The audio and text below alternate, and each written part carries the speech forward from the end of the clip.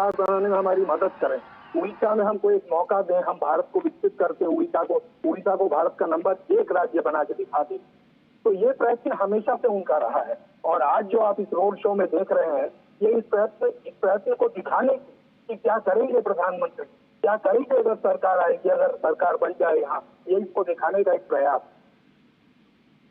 बिल्कुल आशुतोष, क्योंकि ये जो रोड शो चल रहा है थोड़ा सा इन किन किन रास्तों से, किन किन प्रमुख जगहों से होके गुजर रहा, थोड़ा सा इसके बारे में भी बताइए। और क्या उनके महत्व है उस जगहों के, या उन कुछ खास पड़ने वाले जगहों को अगर कोई खास महत्व है तो उसको लेकर आप कुछ कहना चाहेंगे?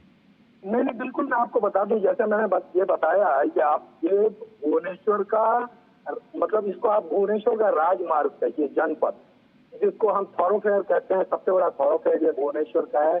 ये जहाँ से ये भाजपा कार्यालय के पास से ये शुरू हुआ, ये कारवां जो है वहां से शुरू हुआ। उसके बाद राम मंदिर है, इसके ठीक बाद राम मंदिर है, वहां से राम मंदिर से होता हुआ ये आगे गुजरा। उसके बाद रूपाली स्क्वायर है, रूपाली छत है, फिर वहां से आगे वाणी विहार जो यहाँ की यूनिवर्सिटी हॉस्टल यूनिवर्सिटी का मेन कैंपस, वहां जो है यहाँ तक वहां तक का रास्ता जो है। तो ये मुख्य मार्ग है भुवनेश्वर, आज से नहीं, ये जमाने के लिए भुवनेश्वर का मुख्य मार्ग ये वो मार्ग है जहाँ हमेशा मतलब जो लोगों को हमेशा से आकर्षित करता रहा है। इसका राजनीतिक महत्व है, इसका सांस्कृतिक महत्व है और इसीलिए इस मार्ग को चुना गया है प्रधानमंत्री के इस रोड शो के लिए। तो ये हर जगह से जहाँ से गुजरा है वहाँ मतलब ऐसे कटआउट रखे गए हैं, ऐसे चिन्ह रखे गए हैं जो कि सरकार की या तो सरकार की उपलब्धियों को दिखाएं या फिर सरकार क्या करना चाहती है उसको दिखाएं और राज्य की सांस्कृतिक विरासत को दिखाएं। बिल्कुल, विनोद मिश्रा जी भी हमारे साथ लगातार बने हुए। विनोद जी, किस तरह से आप इस बात को देखते हैं कि विरासत भी, विकास भी और जनपद का जिक्र आशुतोष कर रहे हैं, तो जनता के इस पथ से, कर्तव्य पथ का जो मार्ग प्रधानमंत्री ने चुना है, देश के लिए कैसे अमृतकाल में आगे बढ़ना है, विकसित भारत के संकल्प को आगे बढ़ाना है, 2047 की बात करते हैं, 24x7 काम करते हैं, इन तमाम बातों को आप इस मौजूदा तस्वीरों में किस तरीके से देख रहे हैं आप?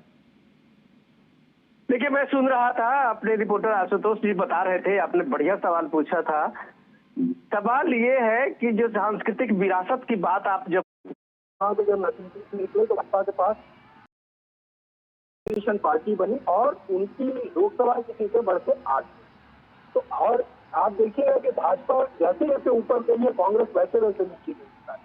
मतलब कांग्रेस का डिक्लाइन जो है, नीचे जाना और ऊपर आना, ये प्राय आप देखिएगा तो एक ही अनुपात में, जिस अनुपात में कांग्रेस गिरी है उसी अनुपात में भाजपा आगे बढ़ी है।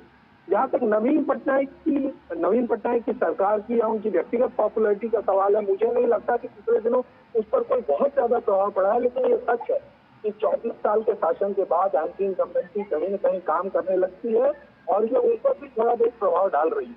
और दूसरा सवाल ये है कि वो 77 साल के हो,